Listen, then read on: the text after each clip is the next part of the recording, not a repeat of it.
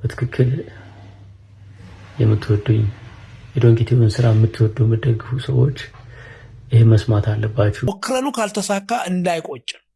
ስለዚህ ደጋግመን ተስፋ መቁረጥ በእኔ ጋር ቦታ ያላት የኔ ውዝደም እሷ ነች። ተስፋ መቁረጥ የምትባል ለዚህ ነው ሲድኒ ኦሎምፒክ ላይ ፖል ቴርጋት እኮ አሸንፏል። ያቺ ተስፋ ያለ መቁረጥ ፖሊሲ እንትኔ የውስጥ እንትን ያችን ወርቅ ያማረች ወርቅ ሜዳሊያ እንዳገኝ አደረገኝ። ስለዚህ እንደውም አብዛኛው ሙስሊም ላይ ያያዘው ምን እንደሆነ ታውቃለህ? አረበኛውን ወደ አማርኛ ተርጉሞ አለመማሩ እንጂ እኔ ምእመናን በሙሉ ያጣዋል ብዬ የምፈራለት እምነት ነው። በነገራችን አይኖ በጣም አከብረዋለሁ እምነቱን። ምክንያቱም እምነቱን አልንቅም፣ አከብረዋለሁ፣ አድጌበታለሁ። አሁን ላይ ደግሞ ቤተሰቦች እየኖሩበት ነው። ሁሌ እናቴን ላት ነበረ ቢያድለኝ አስጠምቂሽ ቅዱስ ሚካኤልን አንድ ቀን ብናነግስ በቃ ከመሞቷ በፊት እሷ ጋር አንድ ቀን ቅዱስ ሚካኤልን ማንገስ ፈልጋለሁ። $1 ሚሊዮን ዶንኪቲው ሰብስቧል። አሜሪካው ገዳም ኮሚሽን ነበረው፣ ሼር ነበረው፣ ተከፍሎታል። ዶንኪቲው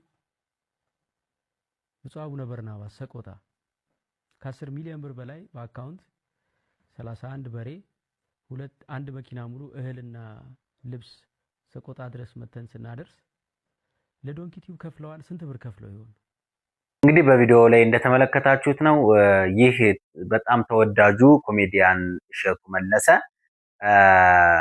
እጅግ በርካታ በጎ ስራዎችን የሚሰራ ወጣት ልጅ ነው። እንግዲህ ወርቅ ላበደረ ጠጠር፣ እህል ላበደረ አፈር እንዲሉ አበው። ይህ ተወዳጁ ኮሜዲያን እሸቱ መለሰ በበጎ ስራው የሚታወቅ ነው። ታዲያ ሰሞኑን በቻናሉ በዶንኪቲው ቻናሉ ላይ እንግዲህ አደጋ አጋጥሞታል። ይህን እንግዲህ ውድ ኢትዮጵያውያንና በሀገር ውስጥና በሀገር ውጭ ያላችሁ በዚህ ሰዓት ከጎኑ ልንሆን ይገባል። ታዲያ እሸቱ መለሰ የዶንኪቲው መስራች እጅግ አሳዛኝ ሁኔታ ላይ ይገኛል። እሸቱ እንደምናውቀው የተቸገሩትን ሲረዳ፣ የወደቁትን ደግሞ ሲያነሳ፣ የተራቡትን ደግሞ ሲያበላ ሲያጠጣ፣ ገዳማትን ሲረዳ፣ የተለያዩ የበጎ ስራዎችን ሲሰራ፣ ቤተክርስቲያንን ሲያሰራ፣ ሃይማኖት ዘር ቀለም ሳይል በአጠቃላይ በበረከት ስራው የምናውቀው ውድ ኢትዮጵያዊ ልጅ ነው። ታዲያ ይህን ጥሩ ስራውን የማይወድ ሰይጣን በመደራጀት ዶንኪቲው ላይ አደጋ ለማድረስ ሲታትር እንመለከተዋለን ማለት ነው። በዚህ ጉዳይ እንግዲህ ውድ ኢትዮጵያውያን በሀገር ውስጥ እንዲሁም በሀገር ውጭ የምትገኙ መልካም ቀና አስተሳሰብ ያላችሁ ወገኖች ለዚህ መልካም ስራ እንድትተባበሩ ከኮሜዲያን እሸቱ መለሰ ጎን እንግዲህ ልንሆን ይገባል ባይነኝ። ታዲያ ተወዳጁ ወንድማችን ኮሜዲያን እሸቱ ከጎንህ ነን ልንለው ይገባል በዚህ ሰዓት። እንግዲህ ወርቅ ላበደረ ጠጠር፣ እህል ላበደረ ደግሞ አፈር እንዲሉ ተወዳጁ ወንድማችን ኮሜዲያን እሸቱ መለሰ ከሀገር ውስጥ እስከ ውጭ ሀገር ድረስ ስለ ስራው የበጎ አድራጎት መልካም ተግባር እየሰጠ ያለው ግብረ መልስ እንግዲህ ዋጋ እጅግ በጣም ያሳዝናል። ለማንኛውም አይዞህ ከጎንህ ነን ብለን በገንዘብም በሐሳብም ልናግዘው ይገባል በዚህ ሰዓት ማለት ነው። ምክንያቱም እንደ ሀገርም እንደ ቤተክርስቲያንም ብዙዎቻችንን ያልሰራነውን ስራ እየሰራም ያሳየ በመሆኑ ሁላችንም ከጎኑ ልንሆን ይገባል።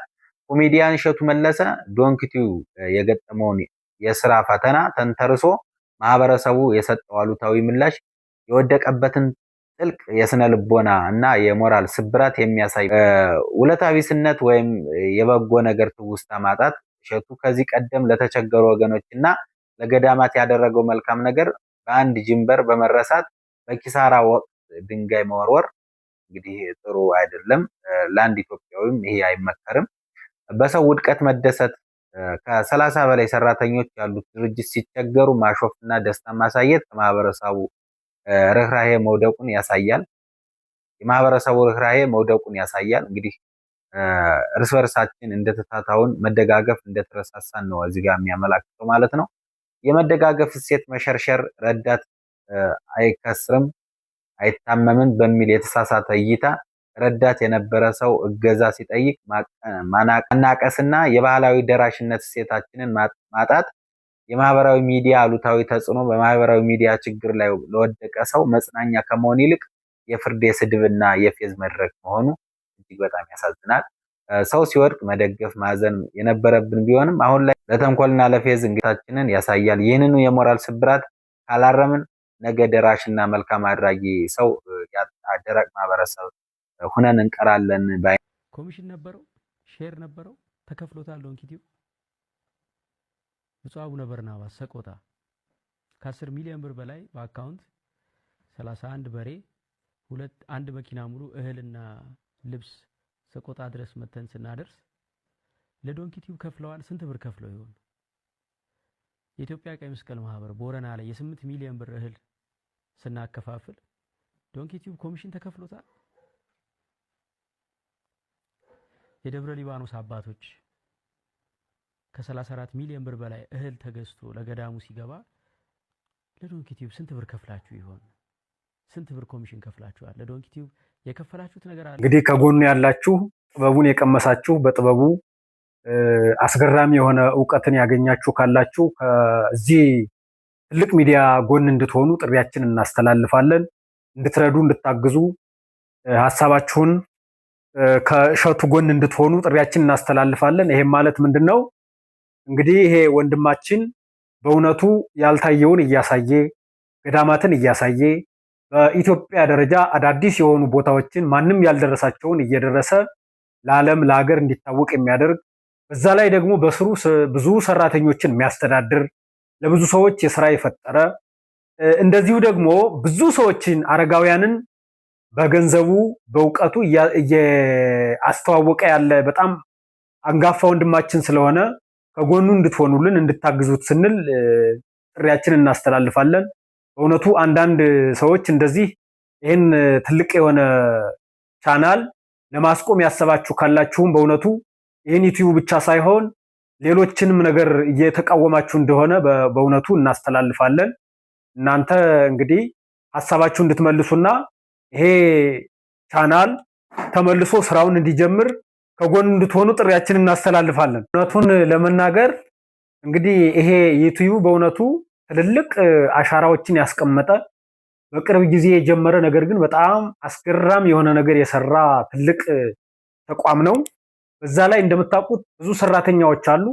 አሁን ዩቲዩብ ከመዘጋቱና አደጋ ከመድረሱ አንጻር ሰራተኞቹ ስራ አጥተው ከስራ ተባረው ከደሞዝ ተባረው ነው ያሉት እና ይህንን ዩቲዩብ አደጋው ስናስገባ በዙሪያው ብዙ ነገሮችን እያጣን እንደሆነ መረዳት ያስፈልጋል። ይሄ ቻናል ወይም ደግሞ ይሄ ዩቲዩብ ከውጭ እስከ ውጭ ድረስ ቤተክርስቲያንን ሊያሰራ ያሰበ በዛ ላይ ደግሞ ህፃናትን የሚረዳ አረጋውያንን የሚያስብ በተለይ በድህነት ውስጥ ያሉትን እያዋቀረ ስራ የሚከፍት ለራሳቸው እርዳታ የሚያደርግ ትልቅ እንደ ኢትዮጵያም እንደ ሀገርም የሚያግዝ ትልቅ ዩቲዩብ ስለሆነ ሁላችሁም ይህንን ታሳቢነት በማድረግ በዚህ ዩቲዩብ ጎን እንድትቆሙ እንድታግዙት በላይክም በሸርም በተቃውሞ ሀሳባችሁን በኮሜንት እንድትገልጡ ስንል ጥሪያችንን እናስተላልፋለን።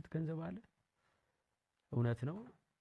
ብፁዕ አቡነ ቀውስጦስ በተገኙበት ትልቅ የምሳ ግብዣ ተደርጎ ለኔና ለባለቤቴ ካባ ልብሳችሁናል፣ ገድለ ተክለ ሃይማኖት ሸልማችሁናል፣ ለሰራተኞችም ገድለ ተክለ ሃይማኖትና ነጠላ ሸልማችኋል። ከዛ ውጪ ግን እውነታው ምንድነው? እስቲ የኢትዮጵያ ሕዝብ ይወቀው። ወርቅ ላበደረ ጠጠር ሆኖ በእውነቱ እሸቱ የሰራውን ስራ አንዳንዴ አመድ የደፉ ሰዎች አሉ። የሰራውን አሻራ ያበላሹ፣ የሰራውን ታሪካዊ ነገር ወዳልተፈላጊ እይታ ውስጥ የከተቱ ሰዎች አሉ። በእውነቱ እንደነዚህ አይነት ነገር መጠንከር አለበት ብለን እናምናለን። ይሄ ማለት ምንድነው? ልክ በዚህ ሰውዬ ወይም ደግሞ በዚህ ዩቲዩብ የተጠቀማችሁ ሰዎች ቅድም እንዳልነው ከእሸቱ ጎን መሆን አለበት። እያንዳንዱ ሰው ሀሳቡን መግለጥ አለበት። እያንዳንዱ መግለጫ ማውጣት መቻል አለበት ማለት ነው። መኑኝ እንግዲህ ዩቲዩብ ከፈተና በኋላ የተሻለ እንደሚሆን እናረጋግጣለን። ምክንያቱም እውነቱ ይገለጣል። አንዳንድ ሰዎች ገንዘብ ያጭበረብራል፣ ኮሚሽን ይበላል እያሉ ነው አሁን እንደዚህ አይነት ነገር ዩቲዩብ አደጋ እንዲደርስ ያደረጉ።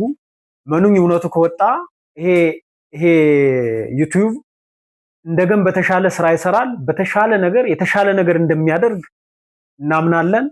እውነቱ ከጎኑ እንድትቆሙ በዩቲዩባችን ስም መልእክታችን እናስተላልፋለን። ኔቨር ጊቭ አፕ የሚለው ዊዝደም ነው። በቃ ያው ሞክር እምቢ ካለህም ሞክር ነው። ጊቭ አፕ የሚል እኔ ጋ ያለው በቃ እንደውም የሚቆጨን ነገር ያልሞከርነው ነገር ካለ ነው። ሞክረኑ ካልተሳካ እንዳይቆጭን።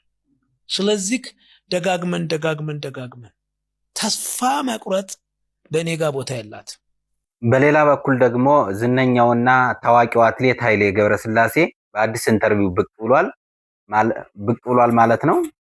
እንግዲህ በኢንተርቪው እንደምንሰማው ከሆነ እጅግ ብዙ ኢትዮጵያዊ ተስፋ በቆረጠበት ሰዓት፣ ወጣቱ በተለያዩ ሱስ ተዘፍቆ በሚገኝበት ሰዓት ታዋቂውና ዝነኛው አትሌት ኃይሌ ገብረስላሴ ተስፋ መቁረጥ አይታሰብም ይለናል። ታዋቂውና ዝነኛው አትሌት ኃይሌ ገብረስላሴ ምድርና ሰማይ አንድ ላይ ይሆናሉ ቢባል እንኳ ተስፋ መቁረጥ በእኔ ቤት አይሰራም ወይም አይታሰብም ይለናል። ምክንያቱም ተስፋ የምቆርጥ ብሆን ኑሮ በሩጫዬ የወርቅ ባለቤት አልሆንም ነበር ይላል። የብዙ ስኬቶች ባለቤት አልሆንም ነበር ይለናል። ከዝነኛውና ከታዋቂው አትሌት ንግግር እኛ ምን እንማራለን? ሐሳባችን እንግዲህ ያቀርንበት ቦታ ተስፋ ሳንቆርጥ ከተራመድን እንደምንደርስ ያስረዳናል። እውነት ነው። ብዙ ፈተናዎች ሊገጥመን ይችላል። የምናልፈው የማይመስለን ብዙ ነገሮችም በህይወታችን በኑሯችን ውስጥ ሊገጥሙን ይችላሉ።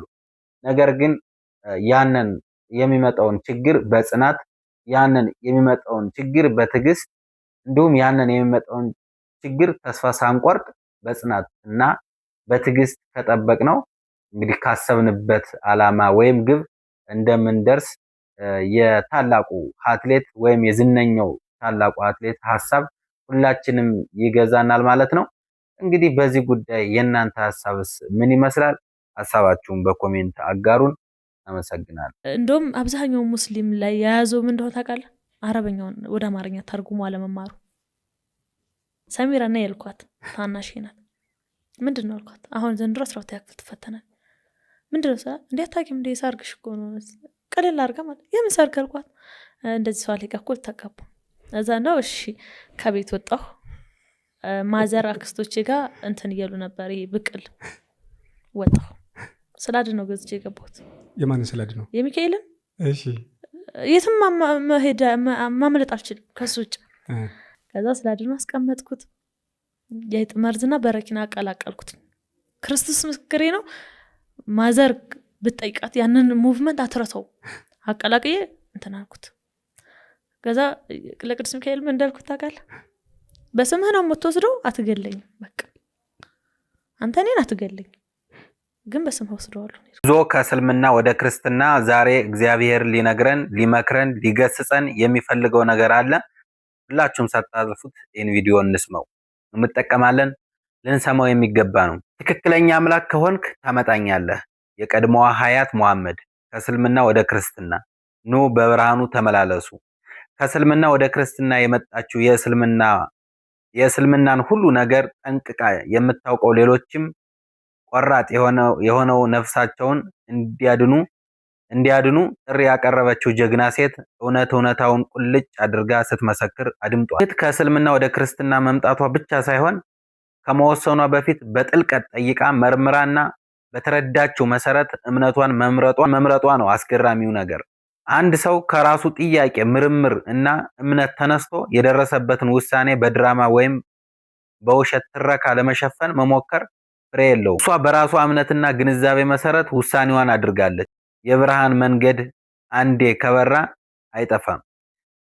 እህታችን ሆይ እግዚአብሔር በእውነት መንገድሽ ያጽናሽ፣ ኃይልና ጥበብን ይጨምርልሽ። የተመረጣችሁበትን ተስፋ ሆነ በቅዱሳንም ዘንድ ያለውም የርስት ክብር ባለጠግነት ምን እንደሆነ ታውቁ ዘንድ የልባችሁን አይኖች ሲአብሩ። ኤፌሶን 1:18። እንግዲህ እህታችን ሰሞኑን አነጋጋሪ ሁና የሰነበተበት ምክንያት ሆኗል ማለት ነው። ታዲያ እህታችን ከእስልምና እምነት ወደ ክርስትና እምነት ተመልሳለች። እንግዲህ እንደሰማችኋት ከሆነ ከቪዲዮ በመነሳት እንደሰማችኋት ከሆነ የቁርአን መጽሐፍን ጥንቅቅ አድርጋ የምታውቅ እንግዲህ እሷ በአማርኛ እየተረጎመች ነው የምታነበው። በአማርኛ ተርጉማ ስታነበው ግን የማይሆን ትክክል ያልሆነ ነገር መሆኑን ተረድታ ወደ ትክክለኛው መንገድ ለመምጣት ወስናለች ማለት ነው። እንደተናገረችው በቪዲዮዋ እንደተናገረችው ከሆነ እንደሰማችኋት ከሆነ ቁርአኑ በአማርኛ ተርጉሞ ቢሰጥ ኑሮ ማንም እዛ እምነት የሚቆይ አይኖርም ነበር እያለች በቪዲዮ እየተናገረች የሰማናት ማለት ነው። እንግዲህ ሁላቸውም እንደሚመጡ ሁሉም እንግዲህ እውነቱን አውቀው በእውነት በብርሃኑን እንደሚመላለሱ እንደሚመጡ ተስፋ እናደርጋለን ማለት ነው። ለእህታችን ደግሞ መጨረሻዋን ያሳምርላት። በቤተክርስቲያን በቅድስት ኦርቶዶክስ ተዋሕዶ ቤተክርስቲያን ጸንታ እስከ ዕለተ ሞቷ እስከ ፍጻሜዋ ድረስ እንድትጸና የቅዱስ እግዚአብሔር እርዳት እንላለን። እናመሰግናለን።